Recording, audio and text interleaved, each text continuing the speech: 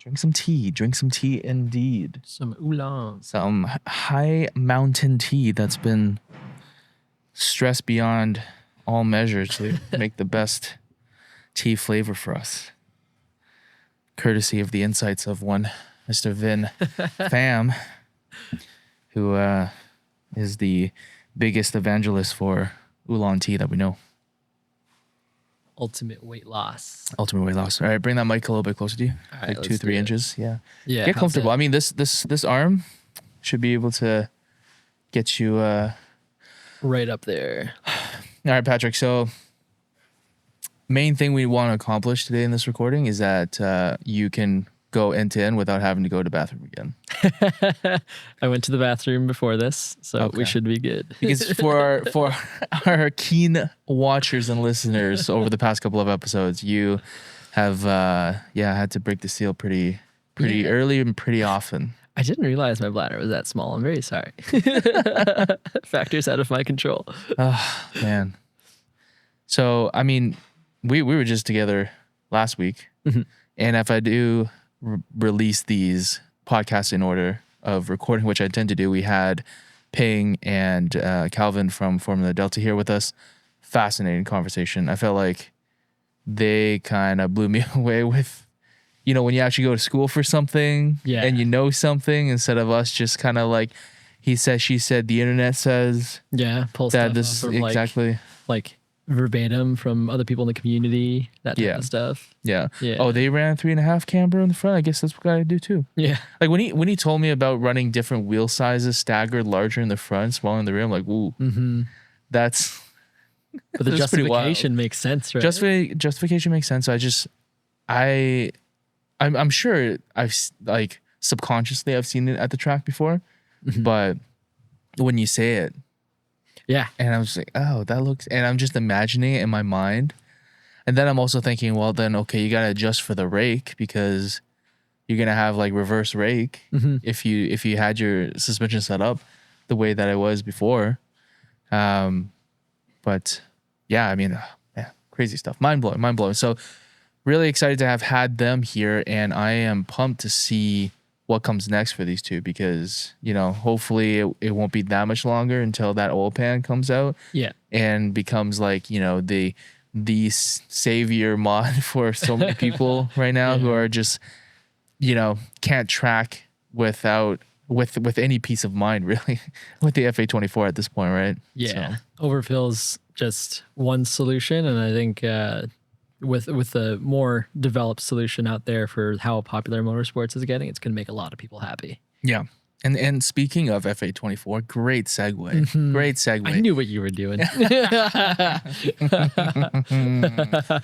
The main focus of today's episode, actually, we are going to be doing a bit of a debrief with Patrick, who had the fantastic opportunity of doing some wheel-to-wheel endurance racing in the U.S., not even for the first time. This guy just gets like these opportunities and knock on his door, and for whatever reason, people want this guy on their team. Though I have a theory about why you were invited to be on this team for this specific race that we're going to talk about. I'll bring it up later. Yeah. But let's get into it. So what did you do over the past? How many weeks ago? It was like 2 weeks ago. Beginning of November, so I guess 3 weeks. Yeah, 3 weeks ago. 3 weekends ago. Yeah, it was my second race weekend in the U.S. driving an endurance in a FA24 powered vehicle. Whoa! And what was the series? So we were racing in World Racing League, the racing league of the entire world, the whole world. And if you win that, you're a world champion. That's right. Yeah, all the races are in the U.S. WRL. It's a really cool series. I think. Maybe we can start there with, the series itself. Yeah. Where I came into a weekend of 60 car field, and I'd never experienced anything like that. When I raced AER last year at VIR, it was like, I think 40 car. Okay. When we do LD here locally, it's about 30 to 40 max sometimes. So this was a big field on a new track for me, which was Sebring. Yep. And Sebring I like to call Mega TMP. Okay, so I thought that. Yeah. That was definitely my perception going into it. It's like, that's a Toronto, it's a Canada inside joke. Toronto Motorsports Park. Well, and the reason I say that because like Sebring used to be an airfield, right? Yes. Am I mistaken? Okay. Yeah, and there still is like a visible airfield from like when you're at the track. Do they use it? I believe I saw planes. Really? Okay, interesting. Okay. Yeah, maybe I'm tripping. I don't know. Maybe they're just like planes outside of a hangar or something. But that's definitely the vibe. But yeah. So am I justified in calling it Mega TMP? Yeah, yes and no. Okay. Because they do share a lot of similarities. So for those who don't know about TMP or our local track, Toronto Motorsports Park, they have a pretty bumpy surface and it's flat.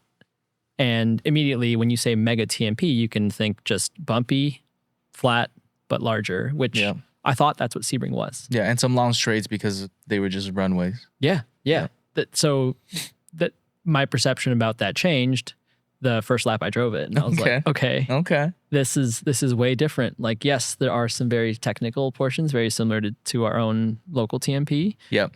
But the average speed is so much higher. Okay. Like it's technical because they're like, consecutive corners, changing directions and whatnot, tricky radii, blind apexes, like as most technical courses have. But the overall like minimum speed per corner is just like way faster. Mm-hmm. Multiple corners, like I'm entering at above like 170, 180 kilometers an hour. Yeah. By the last turn 17, which is like, the infamous bumpy corner, the car was doing 207. And we're in a BRZ. We're in a Gen 2 BRZ. Damn, that's like for us in Ontario, that's like you only can go to GP to get to that kind of speed. Yeah. I don't even think we'll get over to 200 at Calabogie, right? We don't touch 200. I haven't. We're hitting 190 in our in the Numi race car. We're hitting 190 before turn 5. Yeah. But that's about it. Yeah. Yeah. So 200 and it's like flat. There's no elevation to help you get to that 200. It is legitimately long, back straight. Yeah. And WRL itself, like 60 cars. They sort of split it up into 2 main run groups, and it only matters at the start, obviously, because it's an endurance race. But 2 main run groups where there's a safety car in front of each group. This is you're talking about like for the start. Yeah. Okay. For the race start. Yeah. And the reason I bring this up is because the classes are separate from what they call like the GT classes, which are like purpose-built race cars. Typically GT4 and a few like older generation 911 GT3 Cup cars.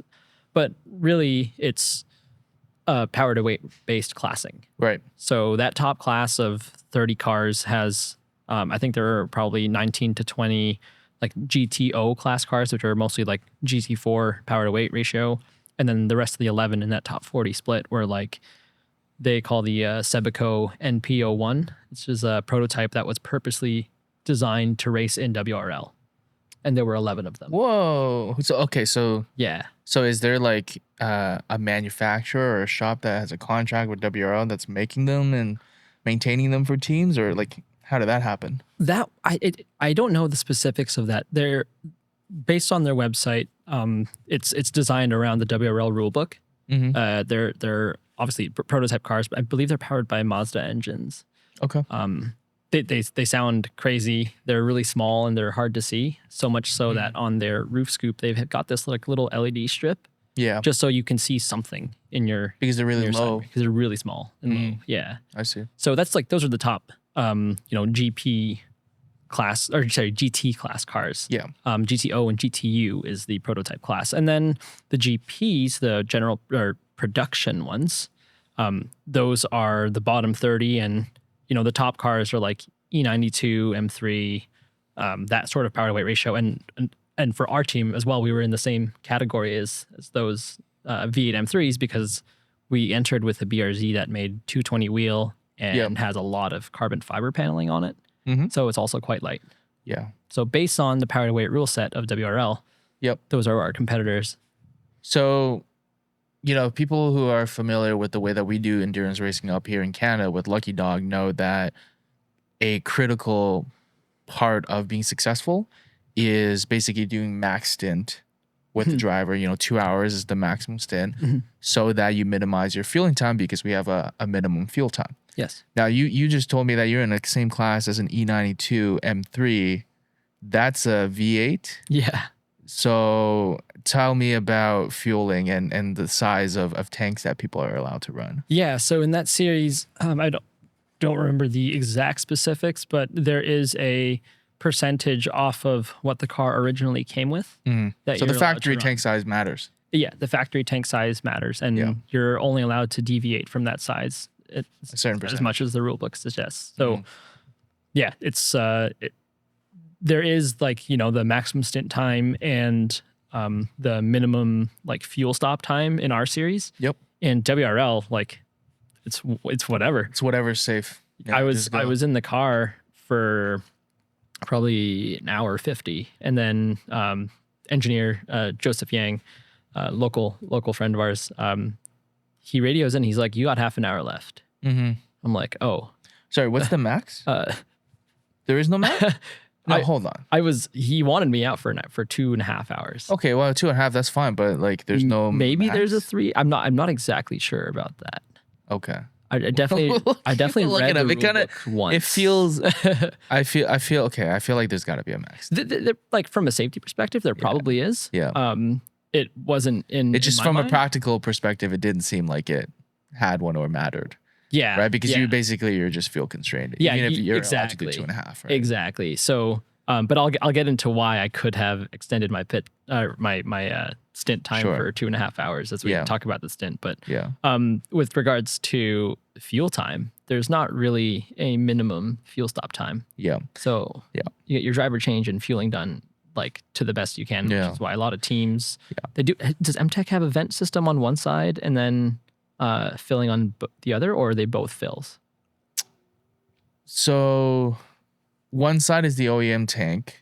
So we're talking about the TT that MTech Racing, the shop that I race for, in Lucky Dog. We have basically it piggybacks off the OEM fueling system, right? So you have to fill the OEM tank on one side and then the fuel cell on the other. Yes. And initially we only had one 8 AN fuel vent, and that became the bottleneck. So for the fuel cell that we had, it also had a fuel return line, which was not being used, which added another vent to it. Yes. And then that got rid of the bottleneck for fueling. But I think over the wintertime, what they're going to do is now go to a single cell, right? Because it was, of course, there's a competitive advantage in that the OEM fuel system took forever to fuel. But I think it's just from a safety perspective, you're only dealing with one connection. You're not lugging jugs from one side to the other side. Honestly, there's physical fatigue that you have to manage. Sure. If it's the same person lifting a jug, it was funny. Bless his heart, he's a pretty strong guy, but Leo's a pretty small guy, and sometimes when he was grabbing the jugs, I'm like, man, he must be tired. Yeah. Especially when it was a full fuel load. So yeah, it's really kind of interesting, and it kind of speaks to the professionalism, or at least the expectation of professionalism for some of these teams in WRL, because the reason why we have a minimum fuel stop time for Lucky Dog in our Canadian series is it promotes or forces you to consider doing your fuel stops in a orderly fashion, right? I remember back in the day, seeing sometimes there'll be some cars with an open, almost an open dump fuel cell in the trunk of the car, and it's just sloshing around. Yeah, I'm sure it can be safe, but the problem is you get rid of the time limit, and people are just literally trying to do things as fast as they can, right? They forget to put the visor down. Maybe the fire bottle person isn't even ready, and so it's really cool to see. The kind of, I guess I call it the step up series in a sense. Not only in having class with varying drastically different speeds, but you're saying there are cars that are racing that were not former road cars, which is a requirement for our series. Yes. But just not having a minimum fuel time, I think that just sets a certain level of expectation.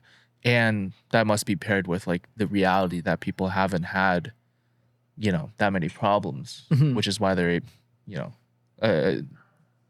that's probably why they're able to keep it like that, right? Or they would have solved those problems in more entry level series, because like at least the way I see it, when you're at that level of competition, you've already probably come to the understanding that rushing processes will lead you to make mistakes. So always, like, I don't know, when you're rushing to put a driver in the car, and you're like rushing to put on the harnesses, a lot of the times, like, you get, and you're like rushing to put a transponder on the car while everybody else is doing formation lap. Is that from personal experience? Don't know, man. Don't know. Couldn't tell you. Yeah, so you're very prone to make mistakes if you're in a rush. And I think in this series, like, they've gotten around to optimizing every bit of the process. So the reason I asked you why, whether or not you had like two fails or like a vent on one side, is because I have never been exposed to this until I got there. But one, there are two folks helping out with like the fueling process, or I guess three, including the extinguisher. Yeah. One is fueling. One is there just to dry brake to another vent. One side is it's just pure. There's nothing going in the car. It's just so the one filling in has the same volume of air coming out. Is that for many cars had that? It seems like it's a standard issue on at least the Aston Martin GT4 car. That's what I was seeing it on. But like, I mean, I can imagine that, because honestly, you get 110 AN vent line, and because that's what we had on the RSX, that was not the bottleneck. From my experience, at least not a major one. Right. Like, and if you just did two of them, for sure it would not be a bottleneck. And so, like, I wonder that if that's just like that car was built to fuel like that. Yeah. Yeah. Like, I understand like that. Yes, that routing would work if you had one dry brake dumping fuel, and then you had another one that accessed the same cavity, and then you can vent it out. But it wouldn't be even going into the jug. You would just literally need to depress the female dry brake end to let it vent. Yeah. It seemed weird because I thought they were holding another container of liquid of fuel. You sure they weren't? But just it was like open fueling with two jugs at the same time? No, because the other end was open ended.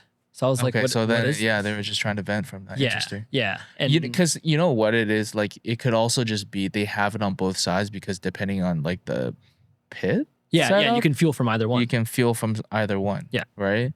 So that might be it. When you have a funky counterclockwise track. Yeah. And you need to fill on the other side, then you don't have to run around, right? Yeah. Oh my gosh. Wait, am I realizing, is that track clockwise? Yeah, Sebring's clockwise. Yeah, it's clockwise. I don't know I don't know what layout you were driving, but I'm pretty sure Sebring is like, clockwise. Wait a minute, because the first quarter is yeah. Well, I guess David Calabogie is left as well. But yeah, like it in addition to that process sort of being optimized, the series does mandate, I think, max 180 tread wear for that class. Okay. For GTO class. So 180. 180. Okay. Yeah, but a lot of teams, it was very common to see AO 52. Yeah, I was just thinking, like, what is at a 180 tread wear that's better than the Super 200s? Yeah. I can't really name one. So there was a lot of Super 200s, and part of that optimization was like these cars have the jacks. They got air jacks. So like, it's watching some of those GTO teams do pit stop is so cool. Yeah, because realistically, like there were many trailers in the parking lot that were from like IMSA Pilot Challenge. Like it's not uncommon to see teams of that level coming to WRL either for just to stomp on people. Well, testing for maybe a potential young driver to go into higher levels of racing, something like that. Yeah. So yeah, it was awesome to like watch their pit stop. They got guys running around, but it was like, it was so organized. Some, like, mega trailers. Yeah. With, like, live-in accommodations and double deckers and lifts and alignment racks on the inside. People were like, the drivers were like in the trailer, like lounging. It looked like I walk by and I peer through the door. I'm like, wow, you're like, your suit's hung up real nice. And like, it looks like there's like almost like a kitchenette in there. Like, wow, this is so cool to race at that level. Yeah. Different kind of racing. So before we talk more about the race details itself, I'm actually kind of curious about the story of how this opportunity kind of came about. So, feel free to like go into as little or as much detail as you want on this, but I think it would be like really curious for people just to kind of hear like the story of it and the traveling and like, you know, the getting to the place and what that's like, you know, like us being here in Canada and then maybe some people in the US sometimes when they come up to a Canadian track, like there's something about taking a car across the border or taking yourself across the border to go racing that just takes it to like another level, right? And all the organization and the thinking that has to go around that, right? Yeah. So I guess we had just finished Shannonville, the last race of LD weekend this season. And to be honest, I think the main reason that I was invited in the first place, the team that I ran with is called Baker Racing. They're a family like racing team. They do race in TCR and the Fell Series here locally. And then another like side of the family, I guess there's like two brothers. Okay. The other side is who I was running with, and they have this BRZ that I believe they bought from Tech Sport, which is like race car manufacturer in the US. So they buy this car from Tech Sport, and they've been running it for a lot of the season this year in LD, right? We saw them at Mosport. They had that unfortunate crash in turn 3. They did. Then they fixed the car up, and then they were back at Shannonville. Yep. And they finished Shannonville weekend, and then it was prep for this weekend. So honestly, I feel like the main reason I got the invite in the first place is because the engineer on that team is a long time friend of mine. I guess he recommended me. And at the LD weekend, they were having some car issues, and Adam Mann of Man Motorsport on my racing team, he was helping them out with that. So I guess through those, through just like the network, you know, they needed another driver for this WRL weekend, and my name came up. So when they asked me to come race, I was like, yes. So here's my theory on why you got invited. Sure. And you kind of already pointed this out. So in reality, they were probably like, man, Adam, he's a wizard with these cars. We got to get him to come with us. And it's like, okay, how do we convince him, right? We gotta bring his like tag-alongs and his groupies, and you know, make him feel comfortable. It's like, dang, I guess you know what? Let's just invite Patrick to drive. Maybe that'll make it easier for Adam, you know, to come. He got somebody that he knows. He got a friend. It's like, okay, fine, you know, 2 for 1. You got to do it that way. That's my theory. Hey, I mean, I don't even think that's far off, because when I was, obviously I'm wondering with my friends, like, how am I here right now? Yeah. And they're like, yeah, well, you're just the guy for it. Like, you're good at driving these cars. That's all you drive. And I'm like, that is true. You're a one-trick pony, man. This is what you do. So it's not even my fault. If somebody offered me to drive another car, I would drive another car. It's just But like as I mentioned, this is my second time racing in the US and second time racing a Gen 2. Like the first time was the VIR with Scalar, and Scalar Performance ran a GR86. Yeah. So it just happened to be another BRZ that has entered my life. Okay, so you get an invite to go down to Sebring. This is your first time there. When was the last time you were in Florida? Dude, like 2009. What, to go to Disney or something? Yeah, exactly. You gotta. Yeah. The process of getting there. Yeah. I've never, like, obviously never traveled on my own to bring a race car over. Like, both times I went, the team was the one responsible for doing it. But I offered to help the team with any prep work. And one of the things I did was, like, at their shop, just have a list or a collection of all the things that they're bringing over the border. Because you have to know what you're bringing back, or else they're gonna, you know, ask you questions and be like, oh, like, do you have anything to claim, whatever. But like, these are things that, like, I wouldn't have thought about. It would have just, you know, packed the trailer, go across the border, and then come back. Like, but they've obviously done this before, like racing in different countries. So yeah, they knew about the process, and that was the small part I took in the logistics side of it. But otherwise, flying there, trying to get tickets in time, trying to get on the same flight as Joe and Adam, because they were confirmed to be going to the weekend way before I was. Right. Because part of the time, you know, delay for me to confirm that I was going to go was WRL accepting me. So in that series, you have to have a license. Okay. So either if you don't have a license, you either have to have like enough experience with another series, such as like they recognize SECA. I think to some extent they recognize Lucky Dog in the US and AER and whatnot, or be a certified HPD instructor. So I just sent them everything I had. I've got my Motorsport Safety Foundation Level 2 HPD instructor certification, and then the years of Lucky Dog and Time Attack that I've done.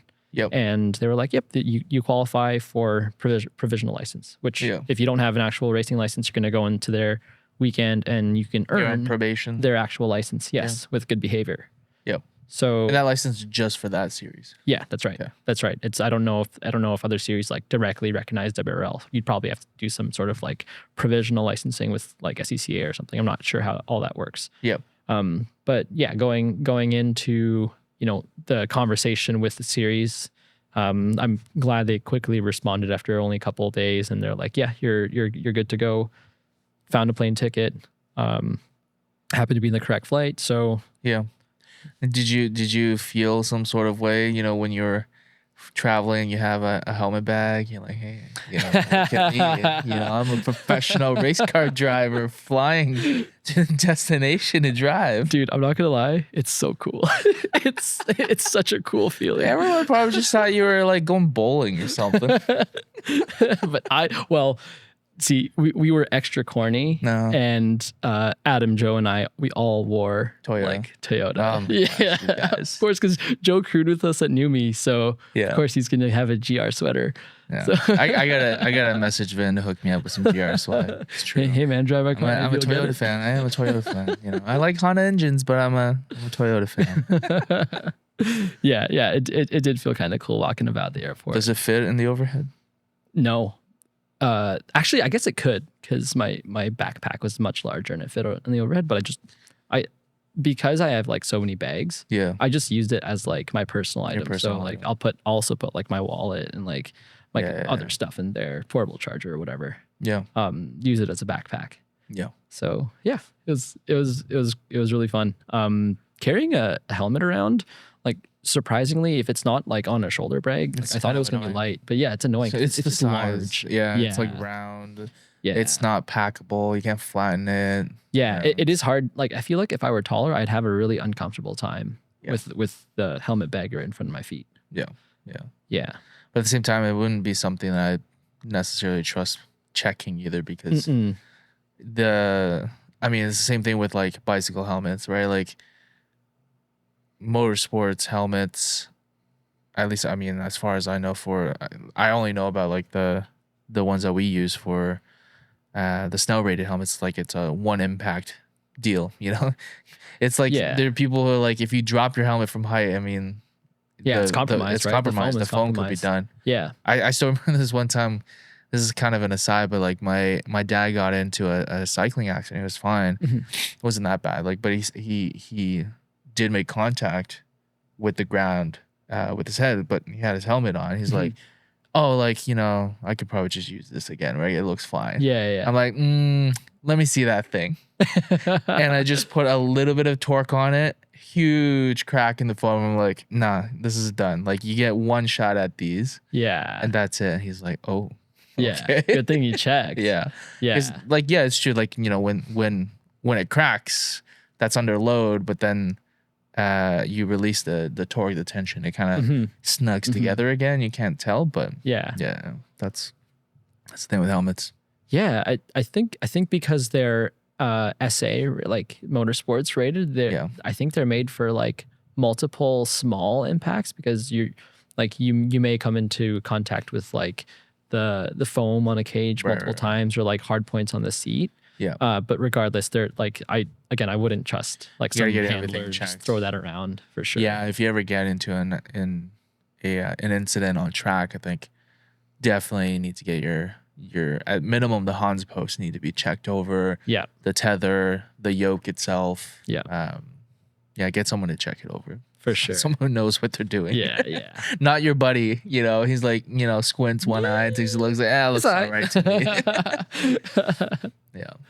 Okay. So, all right, back to, okay. So, you fly into Florida. It was direct flight into Florida? Yeah. Okay. You guys like stay like you just straight to the track? You stay at a hotel beforehand, and just go like straight to the track and just the track is like I think it was like an hour 30, hour 40 drive away. Okay.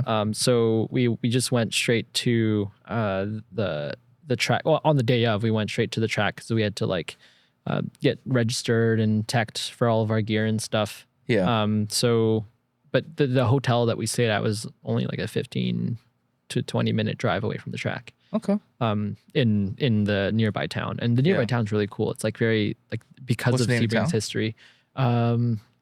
It's by a lake. I forget the lake's great. name.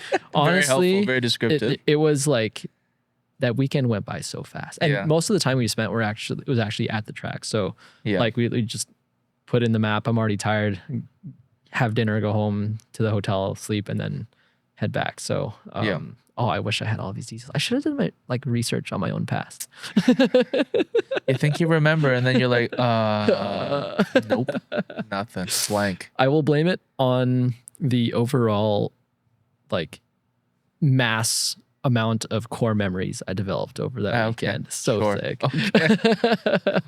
There's not enough room in there, you know? Fair enough. But yeah, like the town around, like even some of like the hotels, like there's a lot of like race culture because it is like the earliest place of endurance racing in America. Okay. And I'm looking at like some of the photos they have. There's this restaurant nearby called the Chicane. Okay. And it's within a hotel. Like the restaurant food is great. The menu items are all themed. It's fine dining. You go to the hallways and the bathrooms, all like motorsports memorabilia, photos. Like like the culture was like so strong in that town, all over the place, like racing themed everything. Actually, kind of similar to like the towns around VIR as well. But just flex on us on another race that you did in the States. Of course, I want to go to that track so bad. You have to, man. Yeah. I think Christian just went and he came back and it looked like he had a great time with M3 there. Like it's a sick track. Yeah. Yeah. We didn't stay far from the track. So we come in on a Thursday. It was a Friday test day. Saturday, Sunday are the races. An 8-hour Saturday, 7-hour on Sunday. So we get there, unpack, just look over the car, set up our, the trailer and the tent and all that stuff. So it was every day was like super busy. But of course you're preparing for like a weekend where nobody on the team had ever been to Sebring before, or like, sorry, at least I haven't. Joe, I don't think he has. I think it was just the dad and some of the other family members and the drivers that have been there before. But like the son of the team, Avery, and I, like this is our first time driving the track. So it's like a lot to take in on that weekend. Yeah, and I mean beyond just learning a complete new track, like there's the people and the other teams element of it as well. Where like we go to a track in Ontario, not to like toot our own horn, but because we've been around the scene for quite a while, we pretty much know a critical mass of people over there, right? And now you go to this new place and all the other teams you kind of have to get to know from the ground, right? Ground up. What was that like, kind of being, the newbie and the foreigner? And did you put yourself out there, try to make friends with the other teams, or do you guys just kind of keep to yourselves a little bit? A little mix of both. So our neighboring teams in the paddock, one side was another team in the same class as us. Their trailer and their tow vehicle had plates from Utah. So damn. And they're definitely like a more homegrown team, very similar to ours. It didn't look like they're like one of the big IMSA teams. I don't know, maybe they could be, but they're pretty friendly. I think one of their crew members was doing the HPDE on Friday in their Gen 2. Yeah. So of course, like they'd come and like chit chat, ask around, like what stuff that we've done to our car versus like his, which is like a stock TS. Yeah. So it's always instant connection. Oh, you run the same car? Exactly. Yeah. All right, we're gonna be best friends. Yeah, it's very easy to like make friends that way, and then by the end of the weekend, I think they were like chit chatting a little bit more. So, but then the other team to our, I guess would be to our left. Yeah. Was this team called TLM, I believe. They were running 2 Aston Martin GT4 cars, and then 2 BMW E46s. 4 cars. Yeah. Yeah. Dang. And this was like one of those like massive trailers with like, like one support trailer for all the tires and stuff. The other trailer is like car and like living quarters, and it's like really nice. It's massive trailer. Yeah. So I guess this is their business is race car rentals, as are a lot of the teams that were there at WRL. I don't think we spoke to them as much. But yeah, you definitely come in as like a new team. Yeah. You don't know a lot of people, and it looks like a lot of these other teams, they're sort of like us, where they've been in the scene for a while. Like most people seem like they knew each other. It didn't look like there were a lot of like people just keeping to themselves. But during the race weekend, of course, it's hard to like really network with your teams beside you in the pits because they're focused on their race and stuff too. Yeah. So. Do you think that affects your driving? Not the idea of like getting to know your neighbors from like a person to person perspective, but more that you don't know how the person in the cars is behaving, and they don't know who I am either. They don't know my driving habits. I think in our series, we've been racing for a few years, and I've come to know like most teams seem to stick to a similar driver order, and at least in my opinion, I can kind of sense. Yeah, except for MTech, we keep you guys on your toes. Yeah, you guys are rotating. We throw darts in the mornings. All right, guess I'm up. Yeah, I never know who's in the car until after this stint. I was like, who's in there? Who's that asshole that was in that car? Exactly. Yeah, so like I'm in the car and like I don't know what to expect. I know some teams drove a little bit more aggressively from the Friday test day. Yeah, but like we also didn't have a lot of hours because the test day was tough on us. The car was having issues with some like oil burning coming off of like the drive shaft. We had a single piece carbon drive shaft, and I don't know if it had like the best outer diameter when it mated to the transmission, but I see. These aftermarket drive shafts, because you don't have that extra bearing because it's a single piece, it leads to a lot of vibration, and that vibration, the angle tolerance is going to be a lot tighter. And it came to the point where like when we checked under the car, we were trying to figure out what the smoke in the cabin was. Yeah. And it would just like happen a lot after the long straights. So where we have, the most vibration, like at the end of turn 17, I'd make the corner, and then as I'm going on the straight for turn 1, the entire cabin fills up with smoke. And we even catch it on video to be like, yo, guys, I wasn't tripping.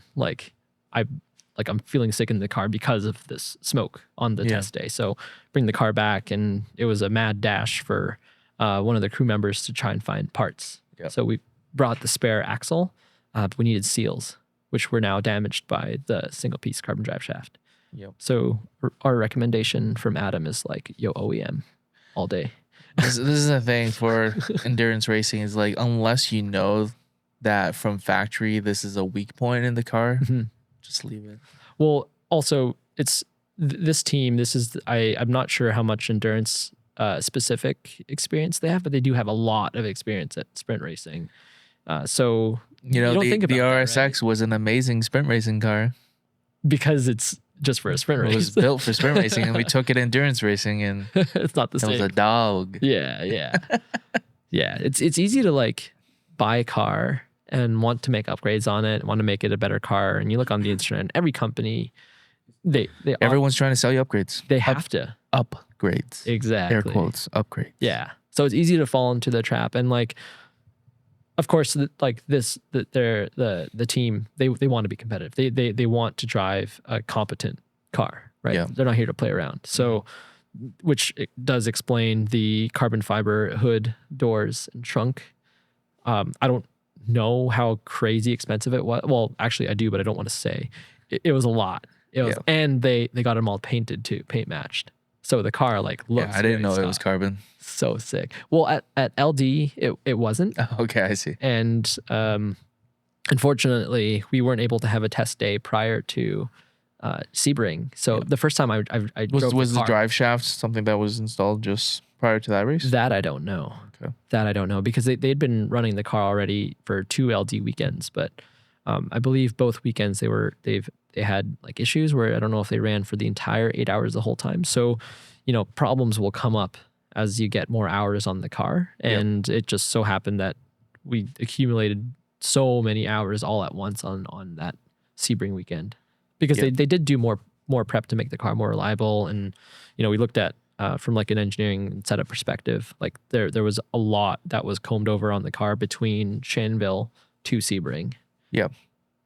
So the recipe for success was certainly there, but the execution for, a team's like this team's first outing at a WRL at Sebring together, managing new crew members such as myself and Adam, the relationships between the team, the crew, engineer, like that entire ecosystem. Like, of course, you'd know from endurance racing, the team aspect off of the track, matters so much. Yeah, for sure. I mean, that's most of the reason why I keep still doing it. Yeah. If you got a solid team going and you can have fun and you're not dealing with like interpersonal problems, then you're on track for a pretty great weekend. And I think even despite the mechanical issues that were experienced that weekend, like I had a really comfortable time around the team, the family. I don't think there was like a dull point that weekend. Yeah. So, you've already kind of talked about how this racing endeavor and this opportunity was kind of there's funding coming from outside of people who are just directly participating, right? In terms of like it's not just the drivers who are funding this endeavor. Mm-hmm. Does that mean that something like WRL is going to require to participate in it requires something that is just a step above what we're doing financially, for something like Lucky Dog, to be able to field a car for a weekend or to participate in that series?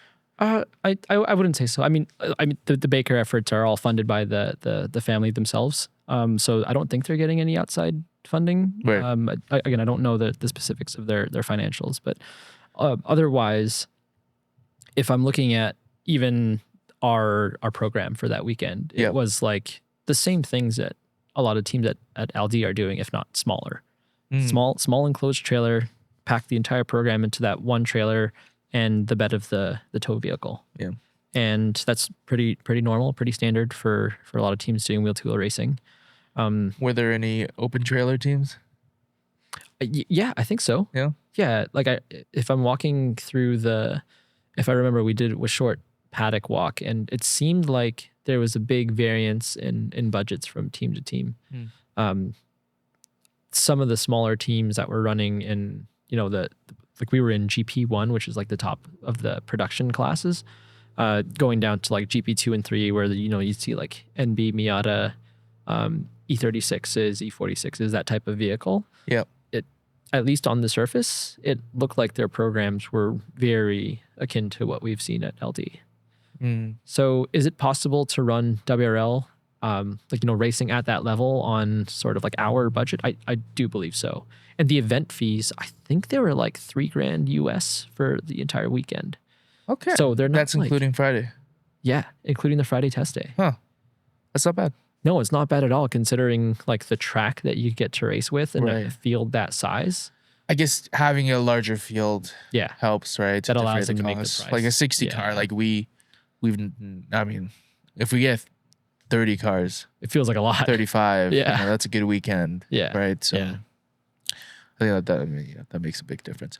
Okay, so let's talk about the racing itself. we talked a little bit about the race starts, how it's split, right, with two safety cars, and that's standard practice in legitimate multi-class endurance racing where the speed delta is that severe, right? Yes. Like for something like Lucky Dog, because they're all road cars, and even if you have like GT1, GT3, the closing speed is not going to be so crazy that at least in a race start situation where people are kind of self-selecting how we're gridding, that would create a problem. But, when you have prototype cars and Miatas,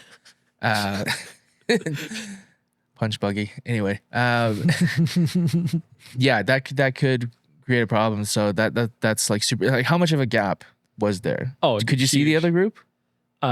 They came. So I think there was like a few seconds of gap between the two groups. Yep. But I guess we're getting into the race start now. The prototypes were behind me or they were passing me into turn 1 by lap 4. Okay. This is on a 2.5-ish minute long course. So they're like pretty significant. 35 seconds a lap faster. It's I guess like 20 to 30 seconds faster. Like I don't know if anybody ran sub 2 minute. I think that's like LMP like type lap time, but it seemed like for those lower class, I think they were around like the 209, 211-ish lap time. And we were like, my fastest of that weekend was, I think, a 232 or something like that. So big delta, especially when the prototypes start coming up because their cornering speed is so high. They have so much downforce. Yeah. It felt like I was still, like, at least for the first little bit of a straight, I was like okay at starting to keep up with the GT4 cars, but that's just because our car is so light. Yeah. Then the GT4s just take off. Yeah, once the car's straightened out. Mm-hmm. Yeah, so as I was mentioning, the prototypes came up on me by lap 4. We had 2 pass me after turn 1, and I'm like, I know there are more in my mirror, including the other cars in my class that I passed by. And then, so I saw one coming up in the center mirror. I look on my left side, and the mirror moved. This stuff happens, right? The wind is pushing a little carbon fiber mirror. Yeah. It moved, and I looked, and I'm like, oh, I don't see anything. Then I hesitated because I was like, I've never been in a situation in my life. Where I don't know what to do. Yeah. So I'm like, do I turn in? I don't know. I hesitated. I went off track in turn 3, or I guess it would be the exit of, I went off track on the exit of 5 on the right side. I rejoined the track. I tried to go around the tall curb, and I tried to re-enter where like the grass was, but I think my front tire clipped a portion of the actual track surface. So it bends the wheel, and I get obviously all the air comes out of the tire, and then it shreds. So I'm going into the next corner, which is 7, and I'm like, guys, I have a puncture. I don't know what to do. Like, it's like F1. Honestly, man, I was like, okay. And then I'm looking. I also look back at the footage. This was lap 4. This was lap 4, dude. Dang. I know. I was like, oh, this isn't good. This is scary. Like, I still have to be in this car for another couple of hours. Yeah. But overwhelming. Definitely sensory overload because I'm not used to it. I'm gonna brag here. Yeah. In LD, typically, maybe not typically, for multiple races a season, I will do the fastest time of the day. Yeah. So I feel like I'm one of the faster cars on track. In WRL, definitely not. If you're in a GP class, you're never going to be the fastest car on track. So now I have to experience what GT3 and GT2 cars and Lucky Dog experience when we come up. Yeah. I'm like, oh, this is what I do to people. This is terrifying. Yeah. This is why I always kind of say, like, if you're just getting started, a lot of people have this thought in their mind that, oh, let me drive a GT3 car, right, in Lucky Dog.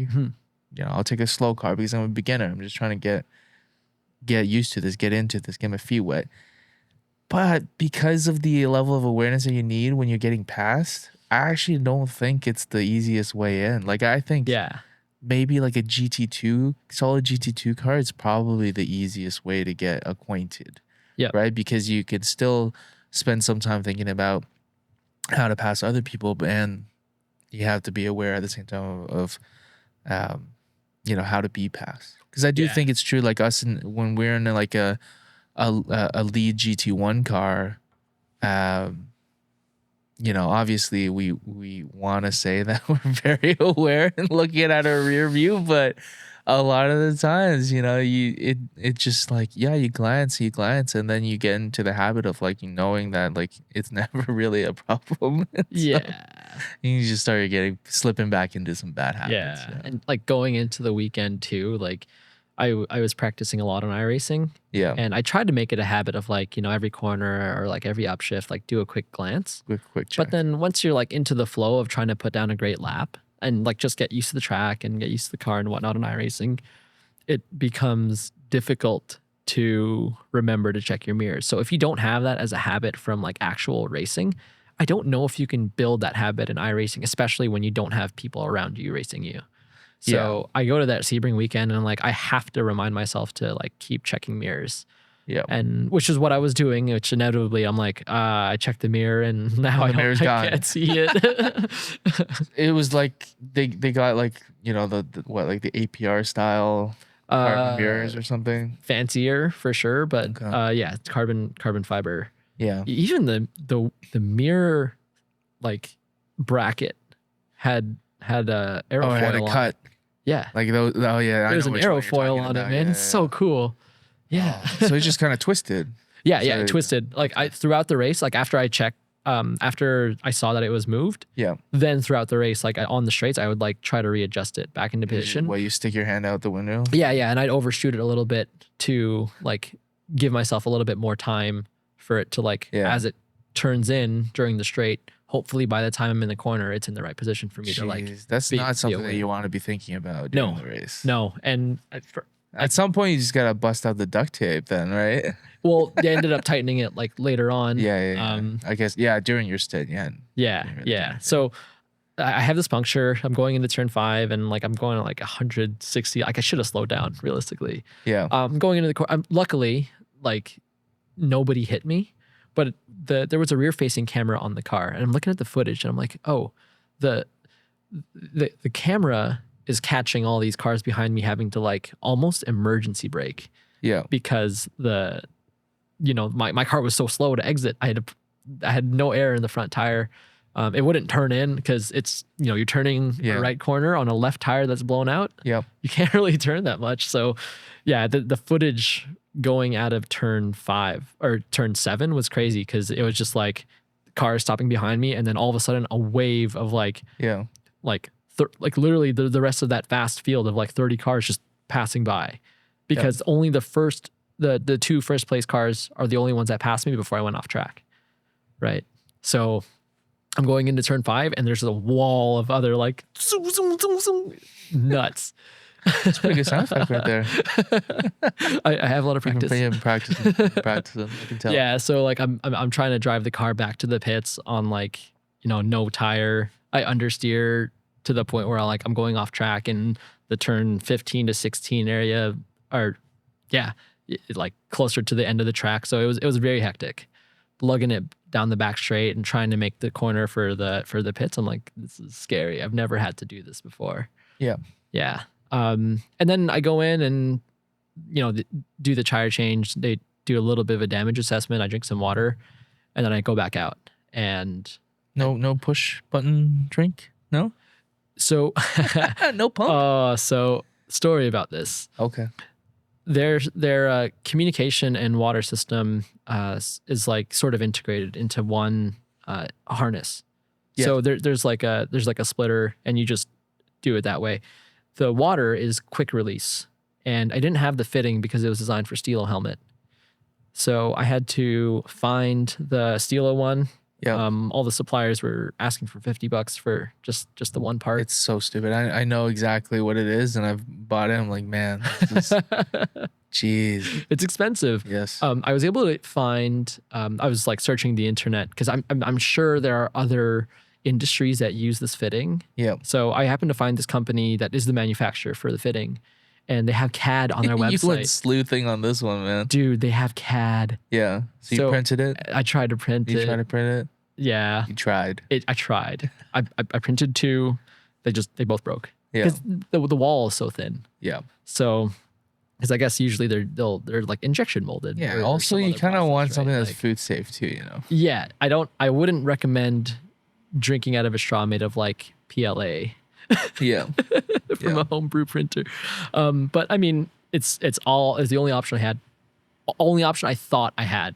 It turns out we went to the gift shop at the end of the weekend. I'm like, oh, here's the Stilo one. And it came in a pack of like other parts, and it was the same price as like the one, so I bought it. Anyway, I didn't have water. But everybody else did? Yeah. Pretty much. Because their helmets were set up for this, right? All right. By this point, we've been trying to deal with mechanical issues. I did mention some of the transmission oil like smoking that we had in the cabin from the test day. Yep. What I forgot to mention was a teammate of mine. Was his name is I might mispronounce his last name, Bruno Junqueira. Okay. He raced in Champ Car, like before it was like IndyCar. I think his Wikipedia page says he was gonna go into Williams F1, but was bested by Jenson Button. Jenson Button. I guess you might have heard of him. Guess that guy could drive. So, I after the race weekend, because he took us on a track walk on the Thursday night, and for going into the Friday, I was like, oh, I picked up none of the like these very specific topics from iRacing because he's had so much experience. He lives in the Florida area. He's raced IMSA. He's a real Florida man. He's a Florida man. He's raced IMSA, raced a lot of prototypes. In obviously Champ Car, like IndyCar, excuse me. And yeah, he knows the track super well. And I was like, of course, I was like a little starstruck when I first met him. Super humble guy. Does the test day with us. Was supposed to drive the race car, but again, unfortunately, mechanical issues removed his opportunity to get in an actual stint. Yeah. But yeah, we drove the test day. He was giving me some pointers and whatnot. So he actually is the one who ends up like fetching me some water in when I was after the tire puncture. I was like, whoa, did Bruno just sick? But like, it's not even like that because he's like so cool. Like if this was him, like obviously anybody would have just like, yeah, super cool, humble team player. Like he has no ego whatsoever about his like racing history. He's here as like, a family friend, I guess, of the Bakers. He's raced with them before, like in IMSA. So he's not new to any of this, and like any of the family. He's obviously new to me, but I think like, for the few conversations that we had over the weekend and like his, like definitely his support through trying to get me up to speed on the track. I don't know. People joke about like the dinner with Jay-Z or $1 million thing. Like, yeah. Like it felt like that, great guy. So yeah, we're going in to the race and I'm back onto the track. Yep. The car is like dying. Like it starts to cut out, and these are mechanical issues that we solved later on after Sebring weekend. But the car dies on like turn 1 of like only a couple laps after I had the puncture. So, and the reason I'm bringing all of this up is because the stint that I had was insane, where I had the full WRL, full Sebring experience.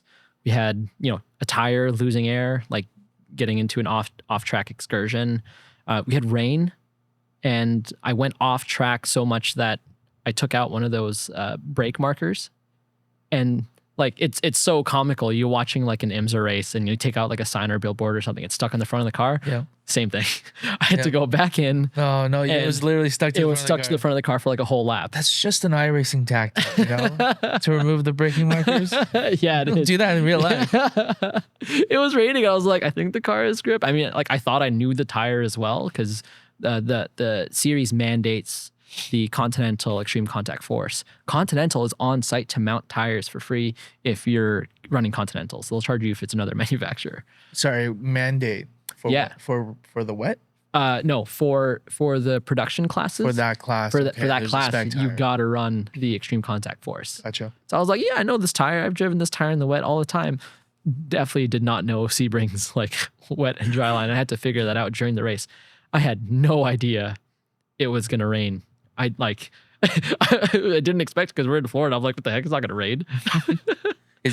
And are there different road textures, different patches? Yeah. There's a lot because there's some like pavement, there's some concrete, and that's the biggest. At least from Bruno's perspective, he was like yes, it's the bumps, but also you should pay attention to the changes in concrete. So.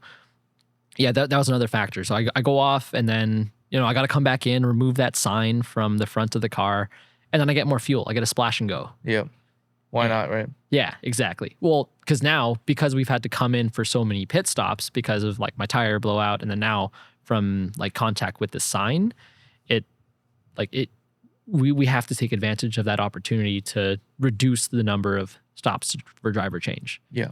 So some driver has to do an extra long stint, and that was also part of the reason why I started the race, because like I'm used to starts. I'm used to long sessions. Yep. Long stints. So yeah, we around an hour. I was mentioning earlier, an hour 50. Joe radios and he's like, "Yo, you got to do half an hour more." And by this point, like I'm already like pretty tired. I'm pretty like beat. I'm beat. It's such a huge sensory overload of like, okay, there is the car. There is the fact that I've already gone off track twice, and both times I had to come back in and fix something on the car. There's no water in the car. It's Florida heat, and it was raining. And then there's all these like prototypes and GT4 cars passing around me, and it's Sebring. Every curb is dangerous. Huge sensory overload. It was about 2 hours into the stint, and I was like, Joe, I'm sick. Yeah. And then like it was like it's still raining. No, at that point it started to dry up. Okay, sorry. But it was patchy, and when it's patchy, you're still worried, right? Because you can't trust anything. Know. It's the transitional periods are the trickiest. Yeah. When it's just like steady rain, you more or less have at least a lap to lap reference of a mental model of how to handle the car. But when it's transitional, you're always thinking about, can I squeeze a little more? Can I ask for a little bit more lateral load? You know, and then it'll bite you. But I mean, that totally makes sense, right? Because for me, it's the part of it is the physical exhaustion. I'm sure there was some of that because, as you said, like it's a bumpier track. There will be more sustained corners, right? Like the final corner, even in the sim, that's tiring. If you crank up the force feedback, I mean, you're hanging on. You know, it's like fighting back at you. But the mental exhaustion, I think, especially of being passed by significantly faster cars and making sure you're not creating a dangerous situation. Yes. That's what I think, you know, if I had been in your position, I feel like that would drain me. Just knowing me and my past experience of having been in like slower vehicles and doing endurance racing, it's like, that's what tires you out. Yeah. I think it was all of the above turned up to like 11. Yeah. Crazy. But you wouldn't trade it for anything. No, I wouldn't. That was amazing. Like, as I mentioned, like just despite the mechanical issues and everything that happened that weekend, I went back home feeling like I had just experienced peak racing of like, you know, it's not quite a pro weekend where you have to put on a show. There you don't have to do all like the TV stuff. There's no sponsors that you have to satisfy. There's none of that. It's just everybody's there to race. And like Lucky Dog, yes, it is the exact same atmosphere. But at this level, where it's like this level of car, this level of team, and seeing how this entire community comes to put together this weekend, I think that's like the best form of racing, and I only want to race like that. There's not really much I would change other than like actively trying to find that like water, that piece for the water tube. Yeah. Because like starting the race, like I drank a little bit, but you can never drink enough. So you had all these mechanical issues with the car. Did you guys race the Sunday as well? Only for a couple of laps. Okay. Yeah. At the point where the car starts to die so much so that other cars behind you rear-end each other because your car is unexpectedly slowing down, that happened. Yeah. Yeah. That's rough. And it happened on a double yellow too. So one of the race control guys came up to us at the end of the Saturday race to tell us that scenario did happen. So we're like, dang it. Like we probably shouldn't risk the car and other people's safety because we wanted to try to nurse a car through an 8-hour race. If the car started to die out by like lap 2, 3, you got to call it. Yeah. At some point, it's just when you're not enjoying it anymore and when you're creating problems for other people. Like, the closest that I felt to that was Shannonville this year on the Friday when the RSX just kept 0 to 100 on the throttle intermittently. Oh yeah, you told me about that. Like, honestly, it just felt like you were getting punched in the back of the head constantly. Yeah. And I said on the pod before, like, I was so glad that I just decided to drive the TT on Sunday. Yeah. Because at one point I was just like, man, do I even want to drive anymore this weekend?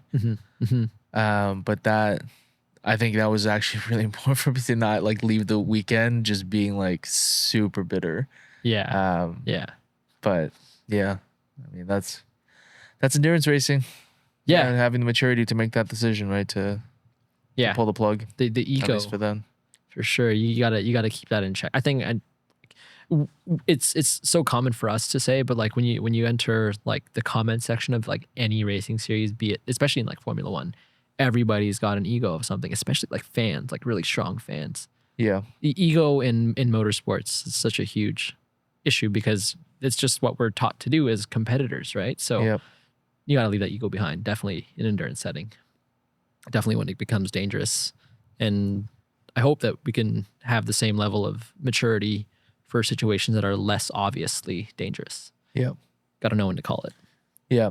So I guess the upside of having to retire early is that you get a little bit more time, hopefully, to check out Florida or parts of Florida. Like, what did you guys do with the rest of the time on Sunday? Oh, yeah. Sunday was sick. So we finished packing the trailer. Went to the gift shop, bought a bunch of stuff. I finally got the Stilo like water attachment. Did a walk of the paddock area. Okay. Saw all the trailers, saw some of the cars that were like coming off of the race due to like mechanical issue, whatever. Getting a much more intimate look at some of the GT4 cars. Like I've never seen some of these cars up close and in action. So we're just like, oh, sweet, M4 GT4. Oh, there's a new one. There's the old one. Oh, Supra GT4 Evo. This is so cool. So much carbon fiber. As we're going through this track walk, we get stopped by somebody in a golf cart who offers us a tour, and we're thinking we're getting a track tour. He actually gives the tour of like the local like Sebring luxury garages they have there for like rent. So people like, you know, they get their space, park their car. They're such a short drive away from Sebring. It looks really cool. Yeah, and it's like $300,000. Like, what are we doing paying $1 million in Toronto for some like tiny shack? They got these beautiful spaces and just go live in a luxury garage in Florida. Seriously, man, because you can. You're allowed to sleep there. They're explicit about like, oh, we're allowed to like live here. There's like kitchen space, mixed use residential. You can put like a folding bed and like what very cool. We also go down to oh no, see another place in the area that I don't know the name of. We head into town. Man. We're eating on your geography is horrible. It is horrible, man. I'd be awful at geoguessing. It's usually not this bad. It's got a lake. This one it had the ocean. Okay. Which ocean? Damn it, the Atlantic. Yeah, we're by the ocean. We're having Mexican food. It's a great time. We walked the beach. We went bowling. Yeah, like just to kill time before our flight. It was really chill. Nice. Like just had a relaxed like Florida day after having some not so relaxed Florida racing the day before. Yeah, yeah. So what would you say your reflections are and your main takeaways from having experienced that weekend? The first word that comes to mind is trust. Okay. Because despite driving a new car, a new track, I think the level of trust that, you know, not just like how the Baker family had in me and their crew, and like I think it's the trust to listen to each other. So when I was mentioning about like the cabin having like smoke, it'd be very easy for a team to say like just drive around it, like just drive through it and figure it out. But this team, like I say, mate, there's smoke in the cabin. It's like really hard. Like I feel like I'm getting sick. Immediately pull in, put the car on jacks, and try to figure out what was the issue. And no matter how many mechanical issues that we were facing, it was a large amount of trust in each other to like try to execute, whether it be like the little things where you're moving around tools, you're moving around like all the equipment or like hospitality, like food and stuff, whatever. Trust that somebody is going to get the job done, and if you don't see the job being done, you do it yourself. So take that responsibility to be a team player. And again, none of this has to do with like racing specifically. It's all about the team relationship and trusting in each other that like we're all in for this one thing. We're working together. There's no like, finger pointing at like why this broke or who broke this or whose responsibility was this. It was just see something, do something. Yeah. And I really like that about how that team operates. Everybody sort of like pulls in and contributes. Not to say like my own team doesn't, because we've been doing this for so long. We've had, largely the same crew and team for a few years. So we've kind of found our jive, but I just feel really spoiled that I've had the opportunity to race with a few teams now. But I hear the stories from around the paddock from other teams that are having like interpersonal friction. And obviously another, not so glamorous topic, but it's a massive part of motorsports, especially in team setting. So yeah, that's my takeaway. It's a little boring. I mean, I guess like maybe the two of us have been a little bit spoiled, but it's just like it sounds so foreign to me to even think about there being interpersonal friction, because the way that we think about it, and like the team part out days, it was just like, this is a hobby, we come out here and have fun, and I think it's true, but like you have to come into this with such a high level of trust, because back in the day, the drivers were the mechanics. Well, we did have dedicated mechanics on team, but everyone's doing this out of their own free time, right? And so you have to have this super high level of trust that whoever's working on the brakes, there's a certain level of responsibility and care that's being done there. And I feel like because we all explicitly or implicitly felt that way,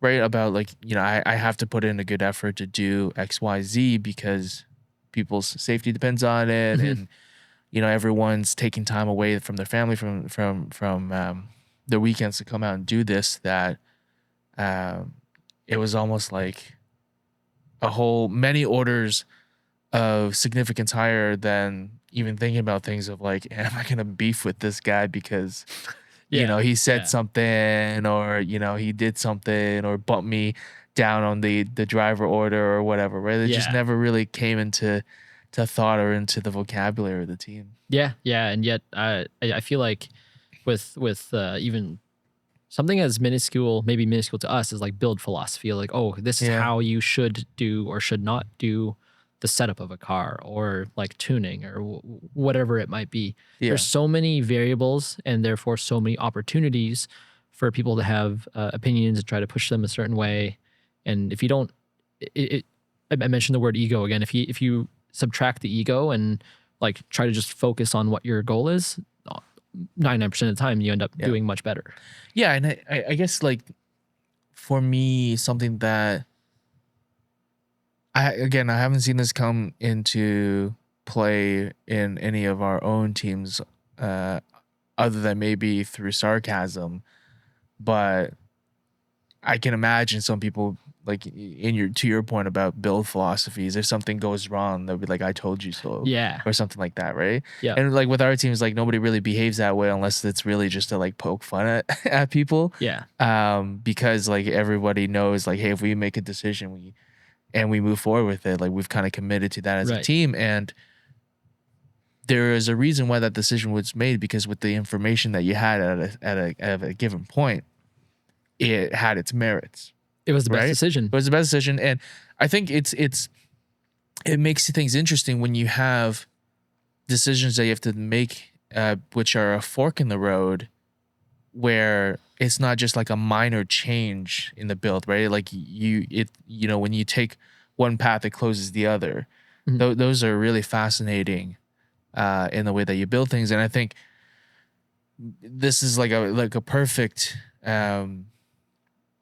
high level thinking around some of the lower level stuff, which is like what we were talking about like, hey, bushings, probably not the best idea to do spherical for endurance racing, because maybe those bushings will be fine, but they'll rattle everything else loose. Yeah. Right. So like that's, again, there's a huge difference between like time attack and endurance racing. It's like time attack. Yeah. Give me solid engine mount everything. Yeah. Give me the sphericals. And endurance racing is like polyurethane is the limit. And if not, just give me OEM rubber. I'm okay with that, right? Because I just want the thing to last. But yeah, no, I think that's kind of interesting. Like we always forget, outside in, like you may not see this as a team sport or a team activity, but it most certainly is. Yeah, and there was also a really strong contrasting experience from another driver I met that weekend, who actually is a local to this area. I don't want to name their name, but they were there for a rental weekend with another team. Yeah. He reported to the team that the car was like dangerous, like just uncontrollable.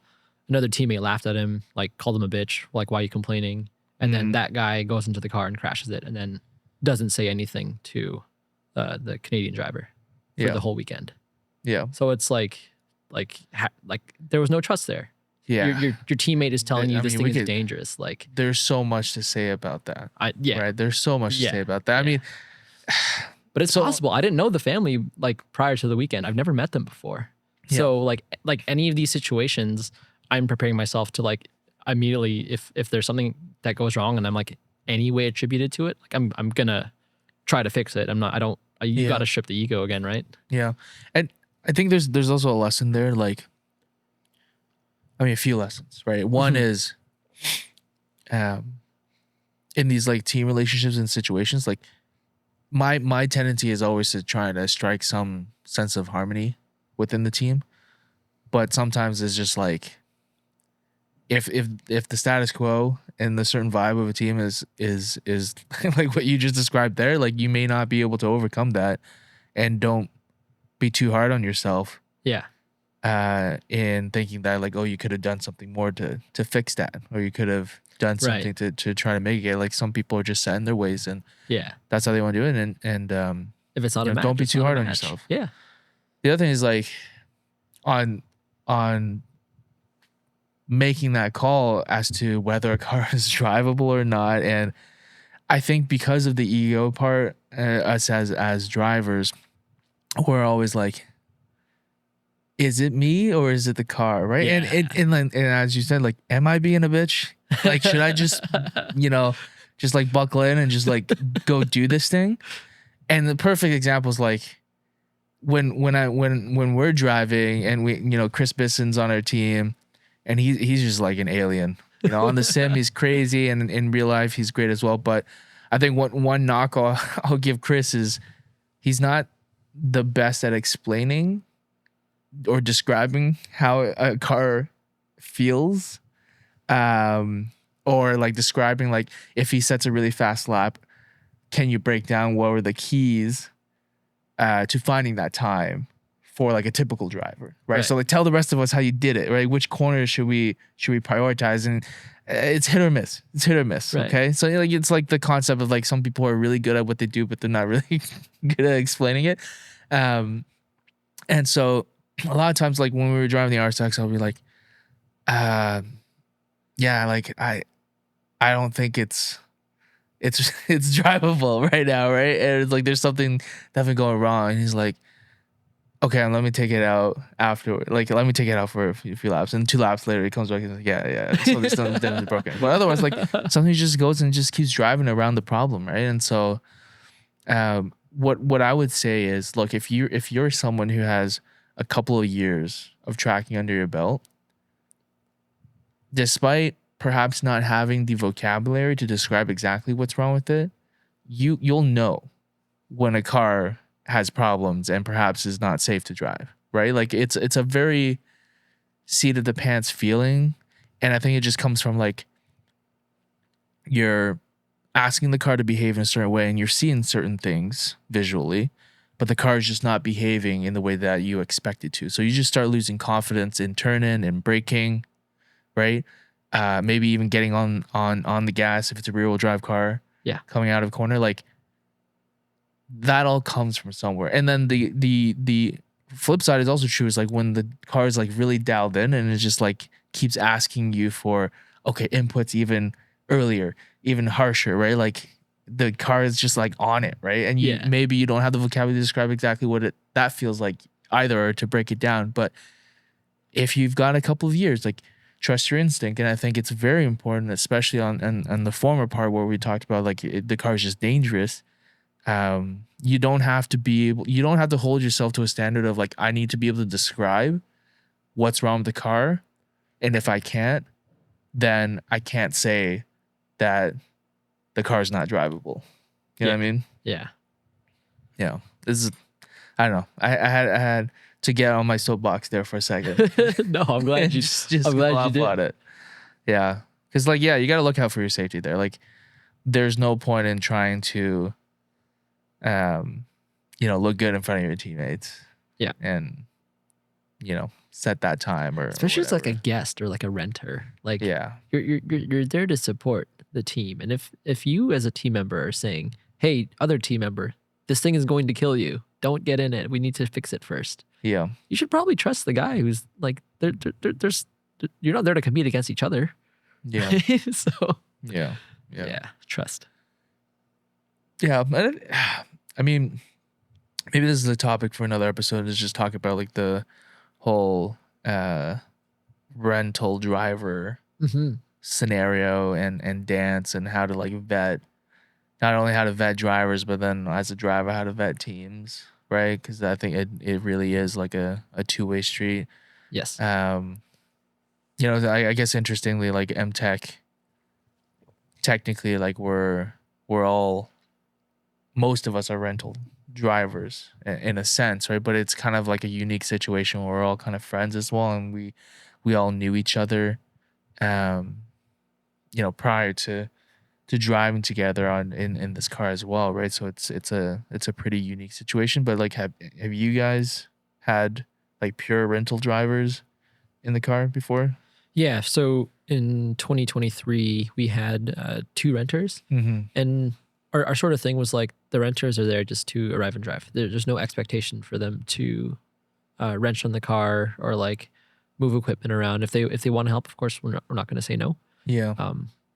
But in my experience, like it really depends on what the team wants out of you. And if you're a driver looking for a rental spot, I've rented with teams that have explicitly said, this is your rental fee, but it is this low because you're also expected to crew and provide your expertise for the weekend. So if you're a driver out there and like you can wrench, and you know how to like the logistics of a race weekend, and like you have that like can do attitude of like, okay, everybody's setting up the tent, I'm standing around like with like a beer, like I'm twiddling my fingers or something, go help. And to be able to add value to that team's operation, it makes them like a lot more likely to lower the price for you, right? If you can become crew as well, because it's one less person to pay for the same weekend. And you have the advantage of like if you wrench and work on the car and you know a little bit about how it works, it does make you a little bit of a better driver to some extent, because you're seeing the mechanical components. You can trust that, like, you know, if you installed the brakes or like you torque the wheels, like even at that level, you know that the car is safe. You can push a little bit more confidently. So just keep adding value to yourself. Yeah, and it does pay off later on. Yeah. How did you guys screen or get comfortable with the 2 rental drivers that you guys had for that season? So we only rented for one race, and the sort of screening was just like, obviously ask for like the driver resume, what their experience levels are, if they've ever driven the track or a car like this before. So both drivers have 86s. One owns Gen 2, one has Gen 1.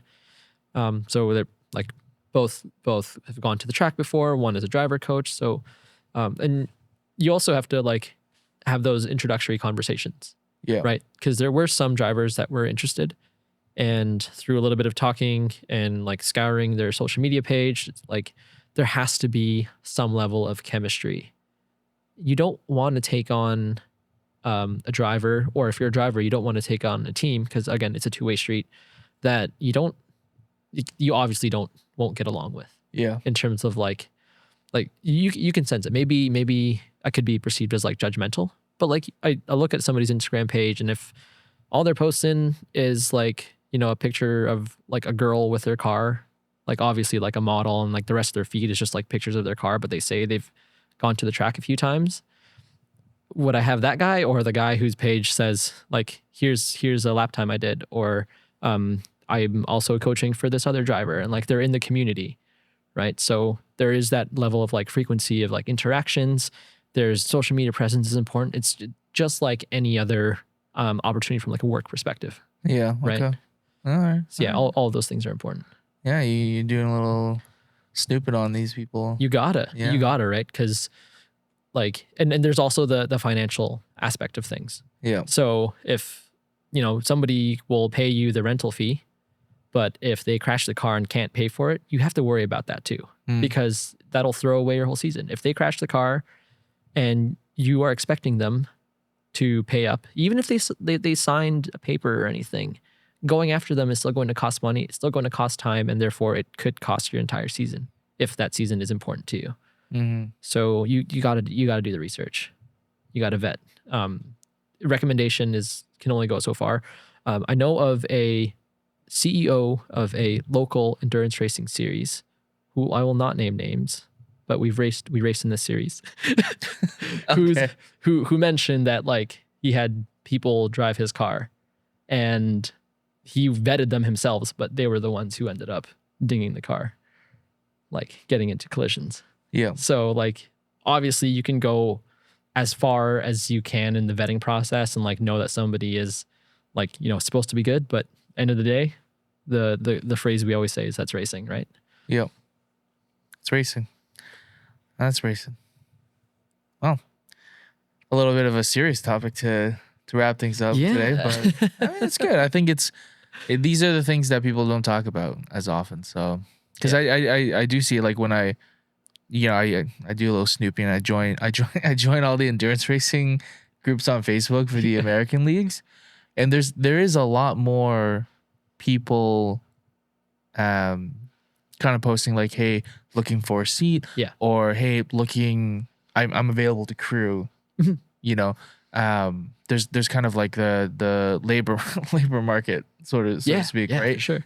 In that space, and we don't really see that as much up here yet. I think we're just a little bit underdeveloped. The scene is a little bit underdeveloped in that sense, where like the U.S. market is mature to the point where everyone knows you're gonna have a more successful weekend is if like you have a good roster of drivers who are like really into it, and B, and probably actually more importantly, you have like a good roster of techs and mechanics, and people who can help crew.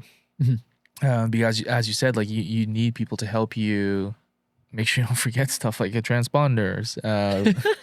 Second make reference. Make it easier for you at the end of a race day to pack in and sort things. And so no, it's kind of interesting to see, and I do wonder if that will kind of head more in that direction as endurance racing in Canada becomes more and more popular. Because I do see like every year it feels like when we first started it, if we had over 20 cars in the grid, it would be pretty good. Now, like we're steadily in the mid 30s, at least at the beginning of a weekend. Right. I think we probably won't be far off. Like maybe in a year or two, we'll probably see 40 cars in the grid for the endurance. Right. I actually feel like one of the weekends may have actually had more than 40 to start with the sprint cars. Yeah. Yeah. So it's getting there. Yeah, for sure. I think when we're like on the topic of like labor market, like we've had people message us on Numi page to be like, oh, hey, like I'm so and so. I'm like, are you guys looking for volunteers? Like we get that question all the time. Yeah. And like, because they see how many people are in your pit, they're like, hey, it wouldn't be that much more to add one more body. Well, I think MTech had more than us this year. Yeah, you guys had higher numbers. Yeah, we had lunch delivery drivers. Yeah, and the GT3 RS. GT3 RS delivering lunch. I was like, that's a little out of touch, but whatever. Hey. No, if you got it, flaunt it, whatever, man. I don't care. I was like, it is kind of cool. Like, would I do that though? Maybe. It seems fun. It's funny. It's hilarious. Yeah, like you get a lot of DMs like, hey, like can we crew? Like, of course, help is great, but then the longer that we've gone into this, the more that like we're grateful that we're able to communicate within each other and do this properly. It's hard to imagine trying to build that sort of tight knit trust and relationship with somebody off the street.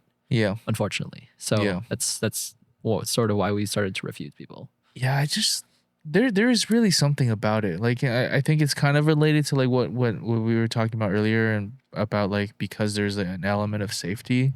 Mm-hmm. Because there's an element of like it's an expensive hobby. You're also like, you know, when you're at a race weekend, you're basically spending like 72 hours straight in the presence of these people too, right? Like you're sleeping in like a trailer together and stuff like that. So it is for lack of a better word, like it's an intimate setting, and I think you do need to have a certain level of rapport and chemistry with the people on the team. Yeah, the rapport is important. Like if you want to get into racing, like unfortunately you're gonna have to spend the money to get into racing and be in the community for a while. Yeah. For people to understand who you are and what value you can provide. And then after, teams may decide that, okay, we've seen this guy come out so many times, seen what he can do, we'll bring him out. And I think that's sort of what happened with Adam and how the Bakers invited him to be sort of like the crew chief for the weekend. Because, you know, Adam is like sort of the number one FA20, like motorsports. FA20 sort of wizard. Like, yeah, he's the guy. So it's the Toyota guy working on the Subaru engines. Exactly. So funny. Yeah. Well, anything you want to end off the episode with? Any shout outs you want to make? Just huge thank you to Baker Racing, Joseph Yang, and Adam Mann. I guess this entire podcast would not be without the opportunity that they've presented to me. Yeah. And that was a weekend of a lifetime. I told Adam and Joe, like, if I died after that weekend, I'm good, man. Wow. That was sick. It's pretty high praise. That was sick. Pretty high praise. Speaking of which, we need to get Joe on this podcast. We need to get him to be less shy about, you know, talking about all his capabilities and his prowess in engineering and motorsports engineering, and Adam for sure. Adam for sure needs to come on the pod. Yeah, unfortunately, you've got two highly capable guys wwho are way too humble. We gotta just don't want to put more sandbaggers in them. That's right. Get him talking. That's right. Well, on that note, we'll wrap it up here. And as always, thanks for joining us for this conversation. Any questions for Patrick about, you know, World Racing League. World Racing League. I was just like, wait a minute, is the word endurance in there? I'm like, WR. No, it's not. World Racing League. Any question about World Racing League? Bear in mind, he's only done half a race. Yes. Half a race, but he had questions from his uniquely Canadian perspective of being a newbie in the WRL racing at Sebring in the comment section on the YouTube video, and we'll be sure to get to them either by comment response, or we'll just talk about it in the next episode. Hell yeah. All right.